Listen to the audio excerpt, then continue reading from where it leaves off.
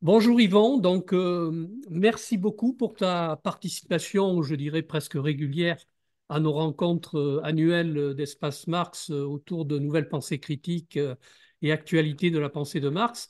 Donc tu as proposé cette année de nous faire partager une contribution sur l'idéologie et son pouvoir. Eh bien je te passe la parole. Bonjour. Alors, moi, je me vois en haut, là, hein, c'est normal, simplement. Hein. Tu Oui, me mais vois bien. D'accord, joue sur ta caméra et tu vas peut-être arriver à te d'accord, d'accord. aller comme il faut. Alors, l'idéologie, donc, et son pouvoir. J'interviens ici pour vous présenter ce qu'est l'idéologie et son pouvoir à partir de mon récent livre qui porte ce nom, hein, avec pour sous-titre important Essai critique. Hein, c'est important. Important car, justement, et pour l'essentiel, l'idéologie s'ignore elle-même, étant souvent, pas toujours, on le verra, inconsciente d'elle-même et ne pouvant donc s'autocritiquer. Hein. Il faut donc être sorti de cette idéologie pour en faire l'analyse, hein, ce qui suppose que l'on se base sur une autre instance, hein, celle de la science prioritairement. La science de la nature, mais aussi celle de la société, quand il s'agit d'invalider son contenu comme faux, et surtout la science historique pour l'expliquer, hein, expliquer l'existence de l'idéologie et son contenu. Mais ensuite, il faut aussi se référer, deuxième point, deuxième dimension, à des valeurs pour dénoncer, cette fois, son contenu normatif dans ce qu'il peut avoir de scandaleux moralement ou humainement, fût-ce rétrospectivement, hein, et quitte à l'inverse à en voir aussi le côté fondamentalement positif, hein, que je mettrai également en avant. Alors, pourquoi cette intervention? Alors, pour deux raisons, hein, qui sont liées, disons, largement à l'actualité intellectuelle. D'abord, si l'on trouve nombre d'analyses partielles de l'idéologie, hein, dans la littérature marxiste depuis Marx, comme chez Althusser, Sèvres ou Gramsci, je ne connais pas d'ouvrage qui en traite dans son ensemble et sous toutes ses faces, hormis un bref ouvrage déjà ancien de Michel Vallée, hein, qui a enseigné à l'université de Poitiers, mais purement universitaire. Ensuite, et peut-être surtout, pour expliquer cette intervention, c'est la situation de la réflexion contemporaine, hein, spécialement en France, qui m'inquiète profondément, tant sur le fond que dans la société elle-même et ses médias, hein, véhiculant une idéologie rétrograde depuis la déferlante libérale qui a envahi l'Europe, hein, à partir de la chute de l'URSS, hein, et de son soi-disant communisme. Soi-disant communiste est un thème qui est lui-même idéologique, hein, au sens où il est faux. Car cette politique libérale qui se met en place un peu partout, hein, après la chute donc de l'URSS, aggrave les conditions de vie des peuples nationaux et les inégalités sociales, alors que la richesse des riches augmente scandaleusement, et l'on insiste même à la montée d'une extrême droite nationaliste un peu partout qui fait froid dans le dos. Sans compter la dégradation des idées, hein, de certains intellectuels médiatiques, hein, comme Comte-Sponville, qui fut communiste, hein, quand je l'ai connu, parce qu'il était un ami à ce moment-là, ou encore Michel Onfray, ex-gauchiste de talent dans sa jeunesse, hein, et qui a viré à droite, sans oublier les dérapages nationalistes vers l'extrême droite, hein, d'un Houellebecq ou d'un Zemmour.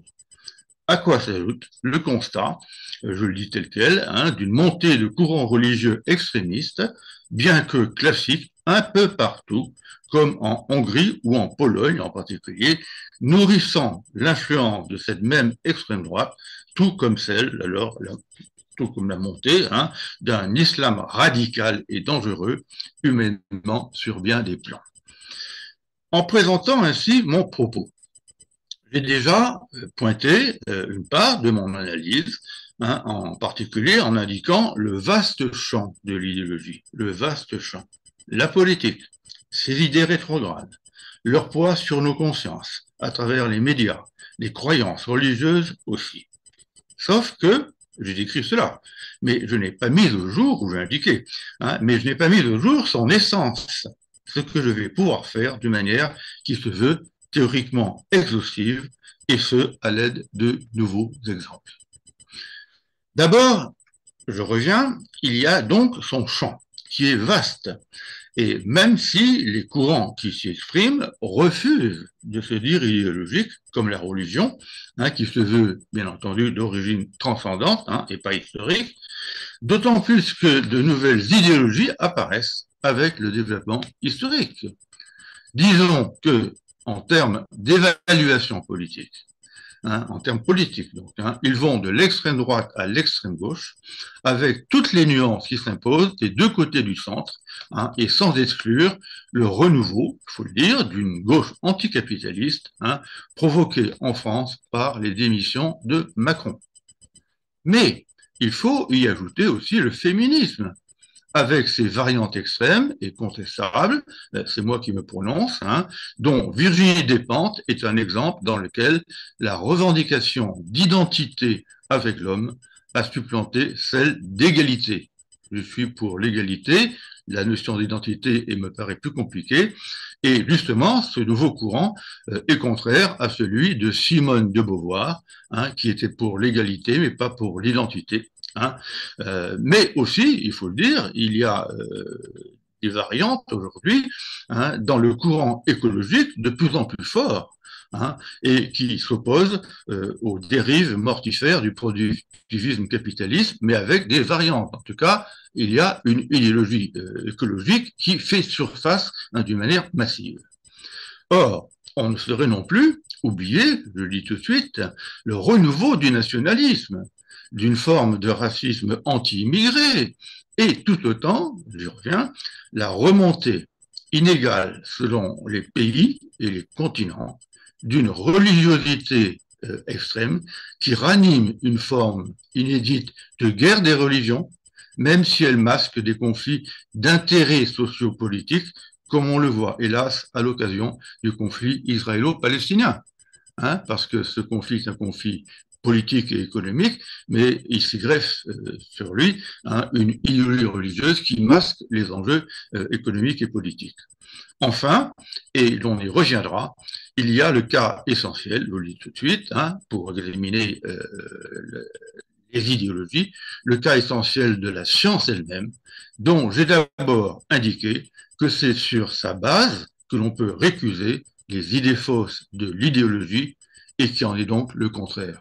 La science, c'est le contraire de l'idéologie.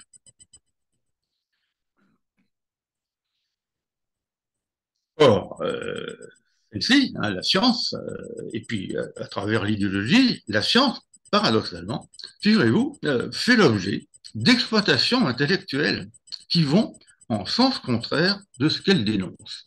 C'est ça le grand paradoxe.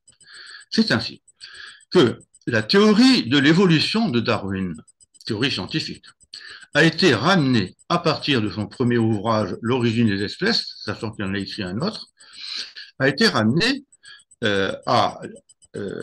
qui porte sur l'origine des espèces, porte seulement sur la lutte pour la vie et la sélection naturelle au plan animal.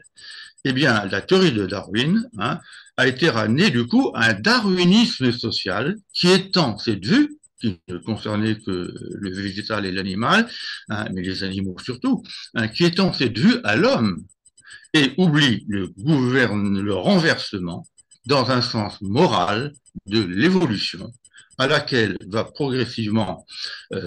laquelle évolution va progressivement privilégier des sentiments de sympathie et des comportements d'entraide qui s'opposent à la lutte sociale des intérêts, comme Patrick Thor l'a très bien démontré. Parce qu'il y a eu un second Darwin après le premier Darwin sur l'origine des espèces. Alors, on voit très bien que là, la science n'est pas écoutée, elle est sélectionnée, elle est coupée en deux carrément, de façon à propager une idéologie politique réactionnaire de la lutte des hommes entre eux.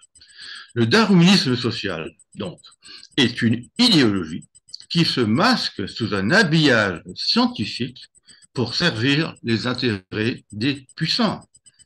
Plus largement, il y a eu des idéologies inégalitaires qui ont cru pouvoir se rapporter, se réclamer à tort de la science pour se justifier, comme le racisme, bien entendu, qui s'est prétendu fondé scientifiquement, ou l'inégalitarisme social, tel que Alexis Carrel, dont vous connaissez peut-être le nom, l'a soutenu à la fin de son livre L'homme c'est inconnu, affirmant que les hommes sont par nature inégaux, la science l'a démontré, et il est normal que certains dominent d'autres hommes.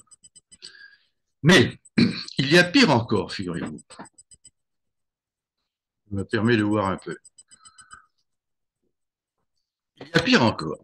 C'est quand, alors là j'insiste, quand la philosophie contemporaine, je dis bien contemporaine, elle-même, se permet d'exploiter les soi-disant lacunes de la science dans un sens idéaliste contraire à son sens véritable qui est matérialiste. La science est matérialiste. Bon, à savoir, l'homme étant un produit de l'évolution de la nature, donc voir Darwin à nouveau, celle-ci existe hors de lui d'emblée, et il n'en est donc qu'une forme, aussi complexe soit-elle. Et quand cette théorie est enfin acceptée, je le signale parce qu'on l'oublie, comme l'a fait l'Église catholique très tard, en 1996, donc un siècle et demi après Darwin, c'est en l'amputant ultimement de sa réduction matérialiste de l'esprit qui est niée par elle. L'Église refuse d'admettre que l'esprit humain soit un produit de la matière en évolution. Et enfin, dans le même ordre d'idées, et c'est assez effarant vu la notoriété qu'a l'homme dont je vais vous parler, l'intellectuel dont je vais vous parler, il y a un physicien connu, Bernard d'Espagna, qui a été capable, figurez-vous, de nier ce matérialisme justifié scientifiquement, et c'est un physicien. Alors, c'est pas un biologiste, c'est un physicien, en élaborant une vision du monde néo-kantienne, qui nie l'objectivité de la matière et sa connaissance, affirmant même, le fameux d'Espagna, que le monde est une construction de l'esprit, construction qui ouvre la porte, figurez-vous, à un surréel de nature divine. Et il a même participé ensuite à des ouvrages d'inspiration religieuse assumés. On voit donc à quel point la science, opposée par nature à l'idéologie, peut faire l'objet d'une exploitation et d'un détournement idéologique que l'on retrouve, il faut le dire, et je le dis avec courage, parce qu'il faut avoir un certain courage pour le dire, que l'on retrouve dans la philosophie à la mode d'un Foucault, d'un Derrida ou même d'un Deleuze. Il faut rappeler que Foucault était partisan d'une vision complètement constructiviste de la science et qu'il refusait même, je le dis parce que j'ai lu Foucault, j'ai discuté dans un de mes livres avec lui, il était dans une perspective constructiviste. La science est une construction du monde, c'est pas un reflet du monde hors de nous. Or, la science reflète le monde hors de nous par ses constructions intellectuelles, mais ces constructions ont pour effet de le refléter. Alors, une fois que j'ai dit tout ça, qui est encore descriptif pour une part, disons, le plus important, sans doute, est d'analyser cette fois-ci donc l'essence de l'idéologie qui est complexe. Ce concept a une drôle d'histoire, figurez-vous, car c'est un philosophe antérieur à Marx, au début du XVIIIe siècle, qui l'a inventé, le XIXe siècle, excusez-moi, qui l'a inventé d'Estru de Tracy, en la définissant, figurez-vous, le concept date de lui, en la définissant à l'inverse même de son sens désormais, à savoir, tenez-vous bien, et je cite son idée, comme la science des idées. L'idéologie serait la science des idées. Or, il faut revenir à Marx et en venir à lui plutôt, qui l'a imposé, au contraire, non pas comme la science des idées, mais comme ce dont il faut faire la science. C'est pas du tout pareil, bien entendu. Et c'est dans l'idéologie allemande, fondamentalement, dans la première partie, Feuerbach, mais aussi dans ses thèses sur Feuerbach, et en particulier la 11e dont je vous parlerai tout à l'heure, qu'on trouve éclairer son statut à deux niveaux, son origine et sa fonction. Son origine, d'abord. Les idées, croyances, valeurs qui la constituent, si j'ose dire, ne tombent pas du ciel. elles ne tombent pas du ciel, hein, et elles n'ont pas une origine autonome à la conscience humaine, individuelle ou collective, qui pourrait être aussi une autre option, qu'elles habitent pourtant ce à quoi on croit spontanément. On croit que la conscience est à l'origine de ses propres contenus. Or, cette origine, et ça on le doit à Marx, est extérieure à la conscience et se trouve dans les conditions objectives, matérielles donc, matérialisme, de l'histoire et de la société, ce qui explique son immense variété et ses changements. C'est sur cette base externe que la conscience les produit, hein, tout en étant déterminée à le faire, elle ne les produit pas librement. Hein. L'idéologie n'est pas une invention libre des hommes. Hein. Elle est un produit des hommes, mais qui n'est pas libre. On voit donc tout de suite que pour penser et dire cela de l'idéologie, il faut échapper, bien entendu, à son emprise. Il faut l'appréhender de l'extérieur, en sortir, pour en faire la science. Ce que j'appellerais tout simplement la science de la conscience idéologique. Je répète, la science de la conscience idéologique, science d'ailleurs que l'on retrouvera par rapport à la conscience d'une manière générale, mais avec un tout autre contenu chez Nietzsche et Freud. Ils ont été aussi des gens qui voulaient comprendre la conscience de l'extérieur d'elle. Il y a donc chez Marx, vous voyez, une capacité théorique qui est le propre de tous les esprits qui ont fait avancer la science. Il a fait avancer la science à propos de la conscience humaine. Alors, pour donner le meilleur exemple de cette origine socio-historique de l'idéologie, alors, qui inclut, je vous le signale, une forme de fonction subjective. Dans l'origine, il y a aussi le fonctionnement de l'idéologie pour l'être humain. Il suffit d'analyser ici son texte précoce, tout simplement, sur la religion. Dans son introduction à la contribution de la philosophie du droit de Hegel, c'est son premier grand texte, un texte merveilleux.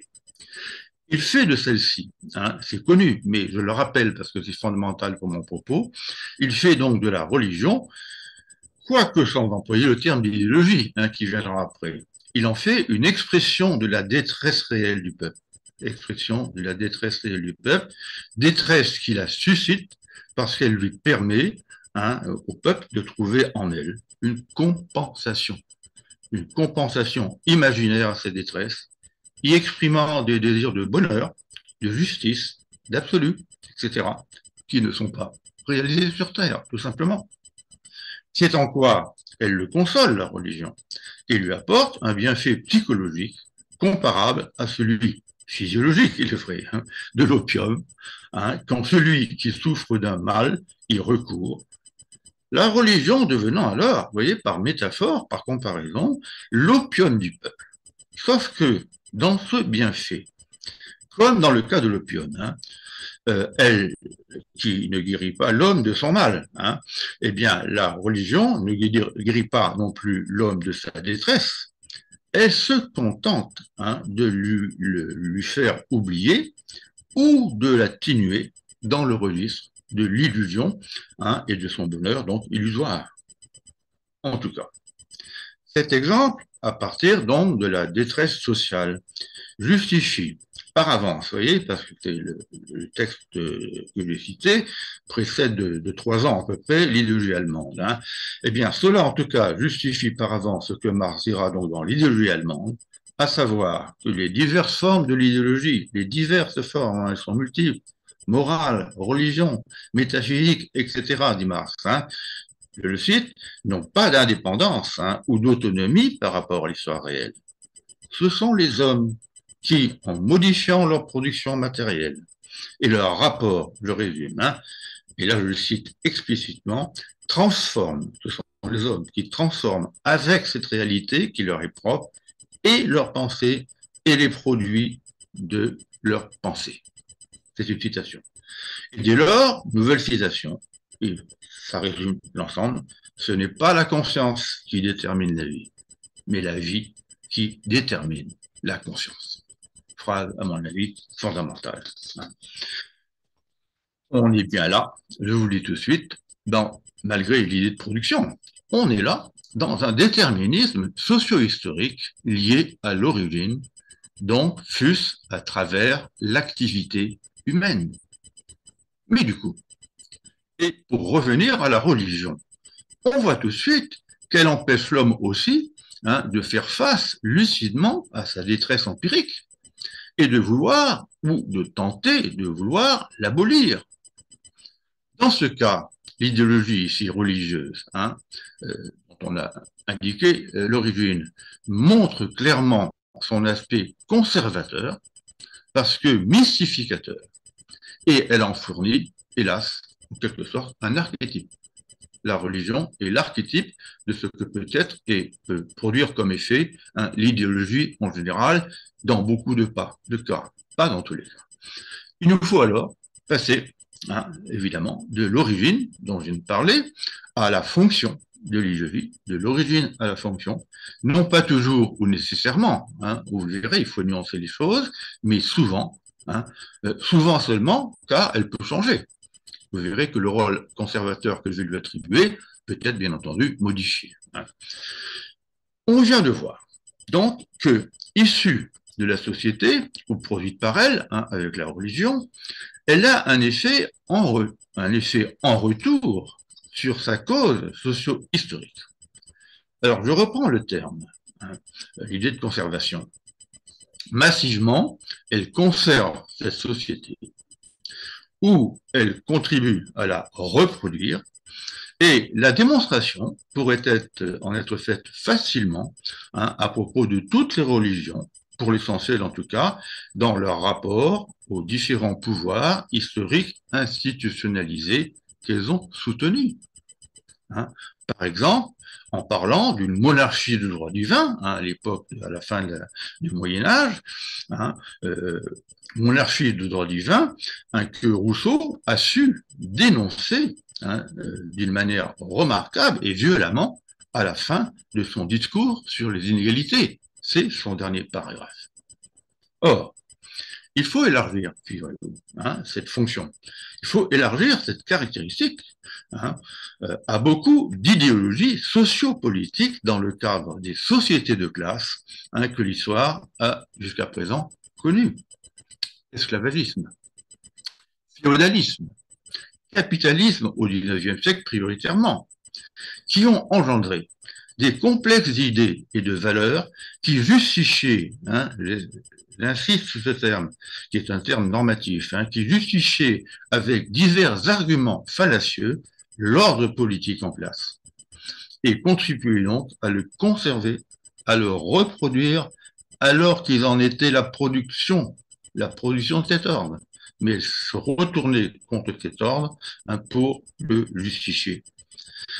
Pensons alors là, tout simplement, à la dite théorie, mais théorie entre guillemets, de l'esclavage, de ce pourtant grand penseur qui était Aristote, qui a écrit un livre sur l'éthique assez étonnant, et qui le fondait, l'esclavage, sur l'inégalité dite naturelle entre le maître et l'esclave, justifiant au sens fort la domination du premier sur le second.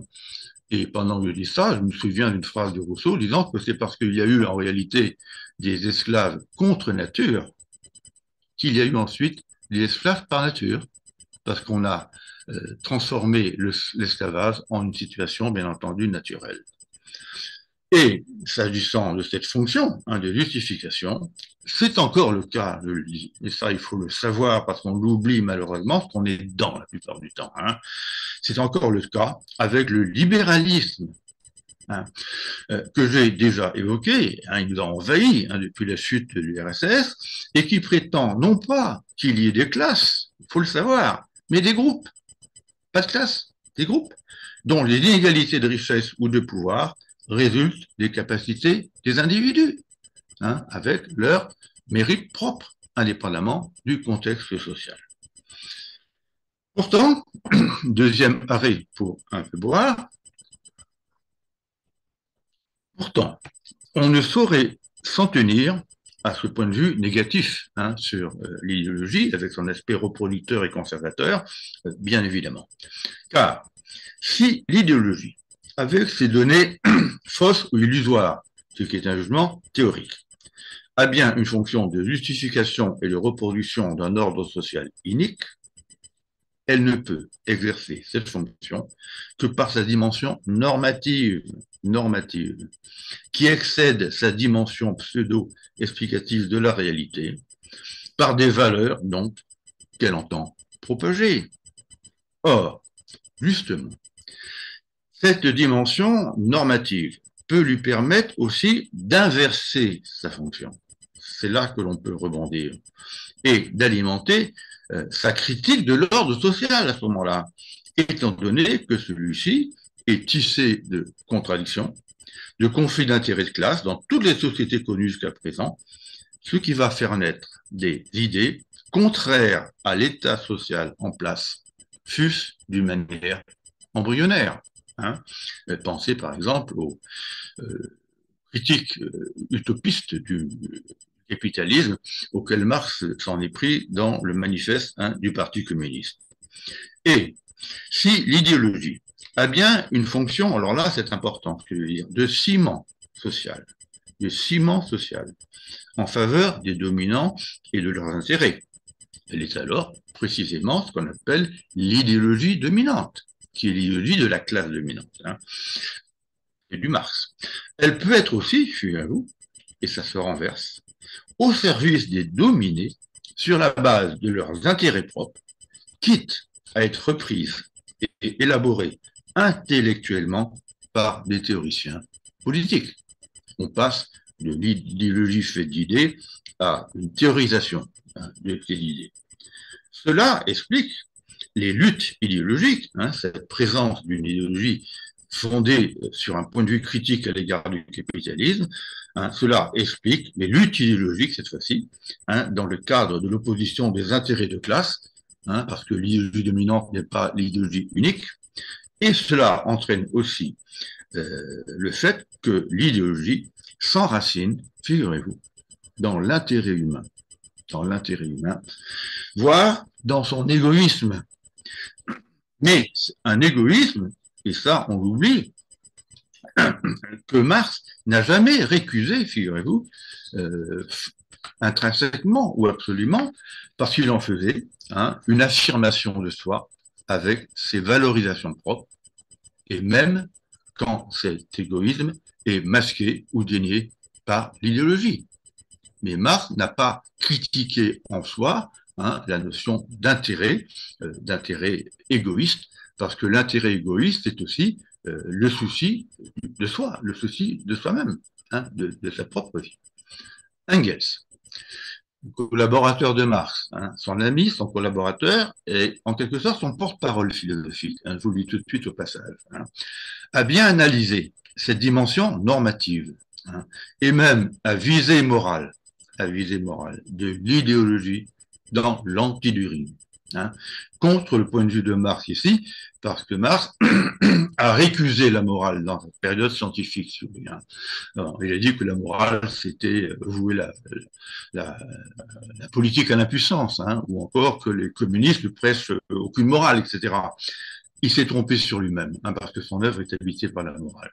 Et précisément, Engels va en parler, et va parler donc de cette dimension morale de l'idéologie et de la morale tout court. Il y indique dans l'histoire la succession, non pas de 3 idéologies, mais de 3 morales. Et il décèle dans cette succession un progrès. Or, un progrès, c'est pas simplement une succession. C'est un terme normatif par excellence. Et je reprends ces formules.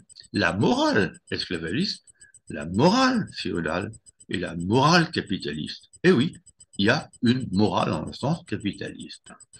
Et tout le temps, c'est ça qui est formidable, puisqu'il a parlé de progrès. Il a ajouté que pourrait s'en suivre une morale supérieure, réellement universelle et universaliste, contrairement aux morales antérieures, car au-dessus des oppositions de classe et au service de tous, celle qui animera idéologiquement le projet communiste. moi je dis bravo à Engels. Je suis exactement sur sa position. On est bien alors dans la morale au sens fort, liée à la valeur de l'universel, que Kant a mise en avant, alors non pas sur la base de ce qu'on pourrait croire être une idéologie, mais tout simplement sur une base originelle, hein, qui serait l'idéologie, non, sur la base de la raison. Kant a élaboré sa vision et sa conception de la morale à partir d'une réflexion rationnelle. C'est la raison, hein, qui, grâce à cette morale, est au fondement d'une critique normative à ce moment-là du capitalisme, que Kant n'a pas, bien entendu, proposé, hein, mais c'est bien la morale qui est à l'origine d'une critique du capitalisme qui exploite les hommes en les réduisant à l'état de moyens au service des patrons. Or, la morale interdit de traiter l'homme comme un moyen au service de ses propres fins. Hein. Et je signale aussi, hein, que la critique normative du capitalisme, hein, par définition, est la critique, une notion de critique. Il n'y a pas de critique sans norme. Donc, si l'on critique le capitalisme, c'est que l'on va au-delà d'une simple vision scientifico-technique de celui-ci et qu'on se prononce sur un plan humain et sur un plan moral à l'égard de ce qu'il fait de mal, M-A-L, aux hommes. De ce point de vue, il y a bien eu, vous voyez, les choses se compliquent, hein, désormais, des philosophies portées par une option idéologique critique de l'ordre social, hein, et incontestablement progressiste avant Marx. C'est pas le premier. Et il ne s'agit pas d'en faire table rase. J'en donne deux exemples. Il s'agit de celle de Rousseau et de Kant, précisément, avec leurs conséquences pratiques, que je ne peux pas développer, mais je les indique rapidement. La Révolution française, pour le premier, hein, qui a mis en avant, Rousseau, l'intérêt général, la Révolution française, hein, dont il s'est inspiré, cette révolution qui a mis en avant l'intérêt général et l'idée de république. Ce sont des effets de la Révolution française que Rousseau a intégrés et a théorisé, hein, première idée. Hein. Et deuxièmement, hein, il y a bien entendu, ça on le connaît moins ou on le met moins en avant, parce que Kant est un philosophe idéaliste par ailleurs, il y a tout simplement un projet d'entente des nations et de paix pour Kant, dans sa philosophie de l'histoire, hein, qui est à l'origine de la SDN, de la Société des Nations. Hein. Son projet de paix perpétuelle est un texte idéologique, si l'on veut, mais surtout moral, hein, et à visée universaliste, qui est absolument, à mon avis, extraordinaire.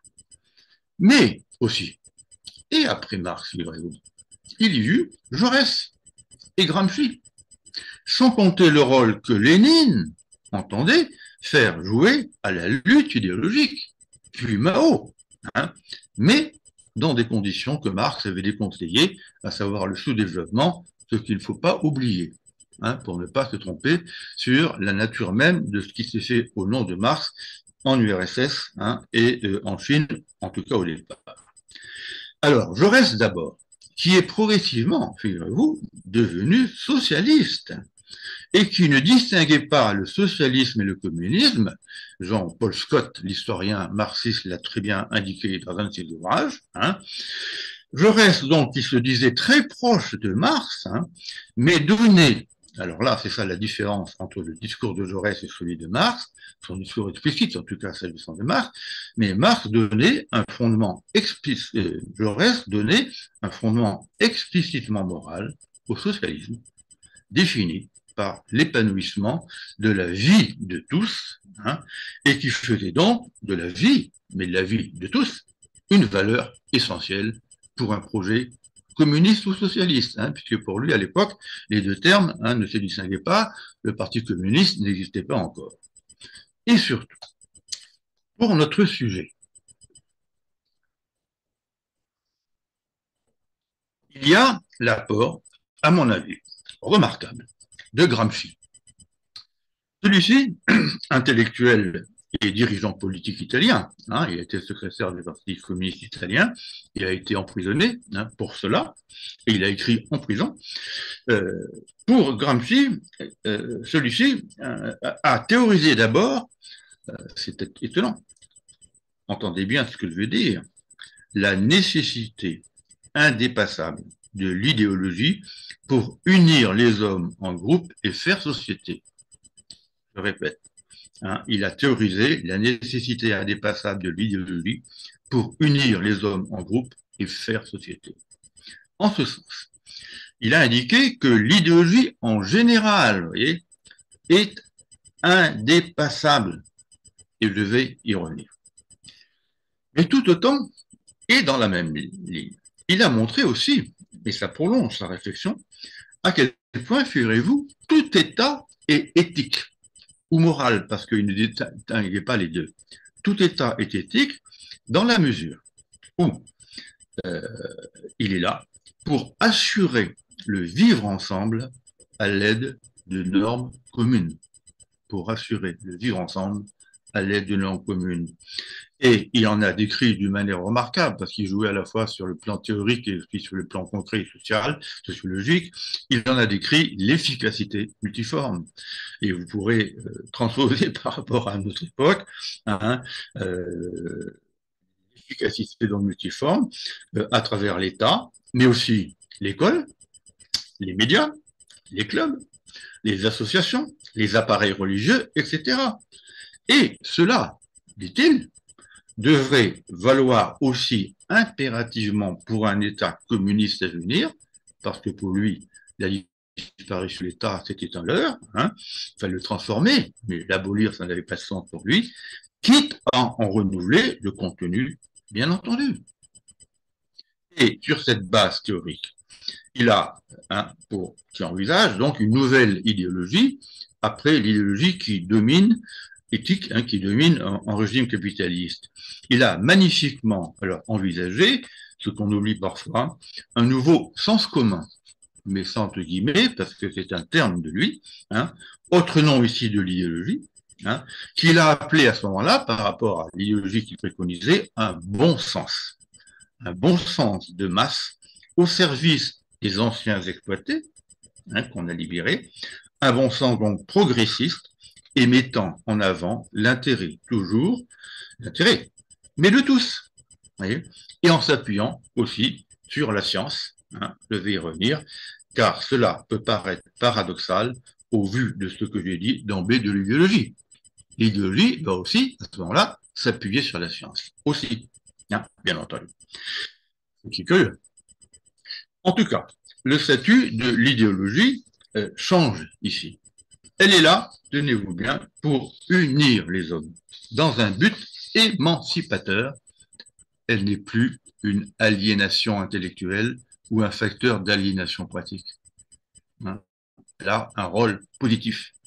Et Gramsci l'aura intégré dans ce qu'il appelait sa philosophie de la praxis.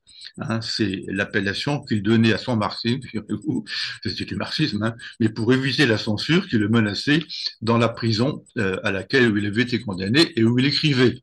Hein, donc il ne parlait pas de marxisme, il parlait de philosophie de la praxis, par prudence. Un dernier point théorique, délicat, et à indiquer parce qu'il est important. Car c'est aussi une possibilité, vous voyez, de l'intelligence désormais depuis, disons, 2 siècles. Hein. C'est aussi le fait que l'on peut faire, que l'on pourrait faire l'hypothèse d'un avenir scientifique de plus en plus important. La science investissant de plus en plus de domaines de la réalité, hein, physique, biologie, sciences humaines, et supprimant alors l'idéologie qui avait investi notre rapport intellectuel à cette même réalité, hein, dans ces différents secteurs. Et cette perspective, hein, d'une suppression de l'idéologie dans la plupart des domaines inventoriés par la science, eh bien, c'est la perspective, je dirais, philosophiquement minimale d'un certain positivisme scientiste, pas scientifique, hein, scientiste, annonçant à la fin, finalement, à la fois la fin de la philosophie traditionnelle, hein, dans son aspect spéculatif, si vous voulez, et son remplacement par la science, donc aussi, hein, la disparition de l'idéologie. La science s'oppose à l'idéologie et la fait disparaître. Alors là, il faut être très prudent et très délicat par rapport à ce que je vais dire et penser. Et l'on doit bien admettre que Marx lui-même a énoncé fortement cette éventualité d'une disparition de la philosophie considérée comme une idéologie dans sa 11e thèse sur Feuerbach, que l'on connaît et que peu nombreux sont ceux qui osent la critiquer en partie. Alors, je la rappelle, c'est une phrase célèbre, qu'on peut mémoriser d'ailleurs, et qu'on a mémorisé quand on s'intéresse à Marx. Les philosophes n'ont fait qu'interpréter le monde de différentes manières. Ce qui importe, c'est de le transformer. De le transformer. On peut comprendre cette phrase comme assimilant la philosophie, toute philosophie, les philosophes, pas certains philosophes, toute philosophie a une simple interprétation du monde. Les philosophes n'ont fait qu'interpréter le monde, sans valeur de vérité. Donc, on va à ce moment-là assimiler la philosophie, dans cette perspective, à une idéologie, et on va demander simplement, au moins implicitement, son remplacement, parce qu'il ne le dit pas tel quel, une explication scientifique du monde, hors de la philosophie, pour pouvoir le transformer et l'améliorer via la pratique, en particulier technique, mais aussi politique. Donc ça devient, les philosophes n'ont fait qu'interpréter le monde de différentes manières, ce qui importe, c'est de l'expliquer pour le transformer. La science, donc, ici, est comprise, et la science, y compris, si je puis dire, historique, la science apparaît donc ici contre l'idéologie. Elle aurait pour fonction de faire disparaître et la philosophie et l'idéologie au profit de théories scientifiques. Or, cela n'a pas de sens complet pour moi, et j'approche de la fin. Premièrement, premier point. D'abord, on peut concevoir, figurez-vous, une philosophie de la science. Il y a la science, il peut y avoir aussi une réflexion philosophique de la portée de la science. C'est de la philosophie. Et surtout, on peut aussi, c'est ça pour moi le plus essentiel, une philosophie du réel, de la réalité, s'appuyant sur la science et ses résultats pour, alors faites attention à ce que je veux dire, en réfléchir le sens immanent ou implicite dans le champ des questions qui ont habité la philosophie depuis son origine, quitte à en éliminer certaines questions, et donc pas seulement leurs réponses. Vous voyez, le reprend. Il s'agit donc de réfléchir pour la philosophie, de réfléchir le sens immanent ou implicite de la science dans le champ des questions qui nous ont interpellés depuis des siècles. Et en disant cela, je m'appuie sur l'œuvre du regretté Pierre Raymond, qui a été un ami, et qui a théorisé la nécessité et donc la possibilité d'un matérialisme philosophique à caractère scientifique, mais pas simplement une science matérialiste. Car, il faut le savoir, la science elle-même, vu l'immensité de ses résultats d'état, ne peut procéder à cette synthèse réflexive. Elle ne peut pas. Et rares sont les scientifiques qui se haussent au-dessus de leur spécialité pour en donner des transpositions philosophiques générales. Bon. Il y a donc place, vous voyez, dans cette perspective, pour une philosophie matérialiste d'inspiration scientifique et prétendant à la vérité. Quand je dis que l'homme n'est pas libre au sens métaphysique du terme, mais qu'il est déterminé par un certain nombre de conditions, de la liberté, de la maîtrise de ces conditions, bien, je tiens un propos philosophique qui est vrai. Ce n'est pas une simple interprétation de la réalité. Et de plus, cette philosophie peut prendre à ce moment-là, cette philosophie élaborée conceptuellement, peut prendre la forme d'une nouvelle idéologie qui en résume les résultats dans la conscience populaire. Et en ce sens, figurez-vous, j'ose le dire, je donne tort à Althusser, quelle que soit la qualité de son apport, quand il oppose totalement l'idéologie à la science. Totalement. Et cette nouvelle idéologie peut contribuer à débarrasser la conscience collective de ce préjugé et croyances antiscientifiques au quotidien. Deuxième point. Ensuite, ben, il se trouve, hein, j'approche à nouveau encore plus de ma fin, c'est mon dernier paragraphe, si je puis dire. Ensuite, il se trouve que si la science nous dit ce qui est, elle ne nous dit pas ce qui vaut ou ce qui doit être, ce qui vaut qu'il soit. Et elle ne nous indique pas donc quelle fin nous devons poursuivre dans la vie et l'action. La raison morale, ici, elle-même produit l'histoire, hein, mais la raison morale remplace la science tout en pouvant s'appuyer sur elle, comme en matière de lutte contre l'égalité humaine, le racisme, l'égalité homme-femme, ou encore la lutte contre la terrible crise écologique hein, que nous connaissons, dont l'analyse historique scientifique nous démontre qu'elle a sa source principale dans le productivisme capitaliste mondial et non dans des seuls modes de vie individuels.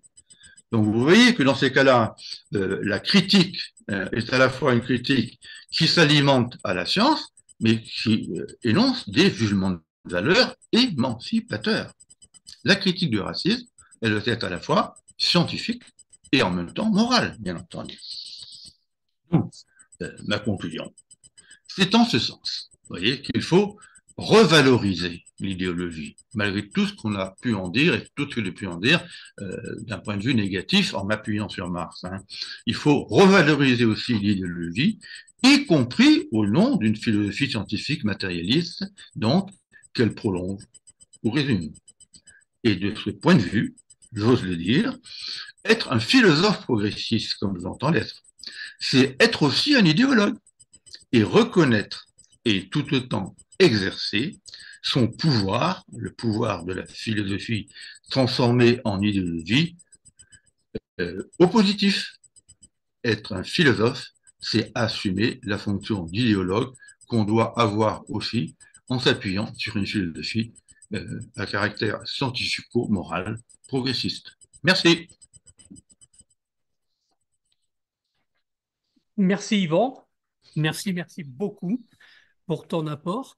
Est-ce que quelqu'un ou quelqu'une, ben, quelqu'une ça va être difficile, mais quelqu'un peut ou a envie, je dirais, de soit de lui poser une dernière question avant de clore un petit peu l'échange. C'est pas tout à fait un échange, mais en tout cas un partage de contributions. Je veux bien. Viens ici. On a un peu de temps ou faut aller vite? Faut aller vite. Ah bon, parce que là j'avais plein de choses à dire. Bon, bah, du coup, moi je vais essayer de rappeler quand même. Bonjour, donc Thierry Brugvin. J'ai trouvé très intéressant ce que vous avez dit. D'ailleurs, je partage l'ensemble de vos idées. C'est quelque chose que j'essaie enfin, en gros, de mettre en avant depuis longtemps, mais bon, ça demande un gros travail. Puis en gros, il y a beaucoup de gens qui sont plutôt opposés en fait à cette vision-là. Donc, je résume un petit peu ma vision, alors qui est peut-être un peu décalée de la vôtre. Puis après, je vous poserai deux questions, peut-être plus annexes, mais en fait, finalement, pour expliquer ce que vous dites, enfin, vous avez fait appel à enfin, un gros bagage théorique, etc., pour essayer de voir sur qui vous appuyez pour le faire. Bah, c'est bien. Mais finalement, je me dis, on pourrait peut-être résumer ça tout simplement, c'est un choix de définition. En gros, alors bah, du coup, un gros choix de définition. Alors, pour revenir à ça, juste une petite démarche. Finalement, quand on parle de la science, il y a deux formes de vérité. En fait, c'est quand on cherche la vérité, il y a la vérité absolue qui serait une vérité ben, intangible et immuable, et puis à l'inverse, il y a une vérité relative qui dépend, bah, même au niveau scientifique, qui évolue avec le temps. Cette vérité relative, bah, du coup, la science, on peut considérer que la science, c'est une idéologie scientifique, dans le sens où elle est en progrès. Du coup, il y a deux sens au mot idéologie, ou même trois Là, sens, deux tout à sens. fait d'accord. Hein. Du coup, Je ben, suis je crois d'accord. qu'on est plutôt d'accord, c'est plutôt reformuler les choses peut-être d'une autre façon, mais du coup, l'idéologie, elle peut être considérée comme il y a deux sens à l'idéologie. Il y a le côté critique, justement, fait par Althusser, Ricoeur ou Mannheim, en disant l'idéologie, c'est une illusion, plus ou moins. Ouais, c'est pas ça dans le détail qu'ils disent, mais c'est un peu ça. Et puis à l'inverse, c'est plutôt ce que vous dites, et moi aussi, on pourrait dire, il peut y avoir une idéologie considérée comme scientifique. Même si elle est relative, elle reste scientifique. Voilà, ça serait un peu pour essayer pour aller dans votre sens. Là, je fais plutôt une reformulation de ce que vous dites, et ça, mais ça me plaît, j'essaie de récupérer votre papier quand vous l'aurez fini, parce que c'est... Voilà. Alors maintenant, deux questions un peu différentes, je n'ai pas trop compris. En fait, vous disiez l'opposition entre identité et égalité, j'ai pas trop vu la différence, si ce n'est que très souvent on a tendance à dire l'identitaire, c'est des gens de droite et l'identitaire et pas à gauche, mais en fait souvent il y a aussi des identitaires de gauche, parce que l'identitaire de gauche, ça veut dire avoir une identité de gauche, par exemple, c'est ça. Mhm. Et après il y avait une autre question, mais bon, là peut-être un peu Je peux compliqué. répondre tout de suite à cette première, si vous voulez, Allez, très rapidement. on a Hein? plus de temps après. Non, ou posez votre deuxième question, Non, allez-y. mais la deuxième, elle est moins importante vu que le temps manque.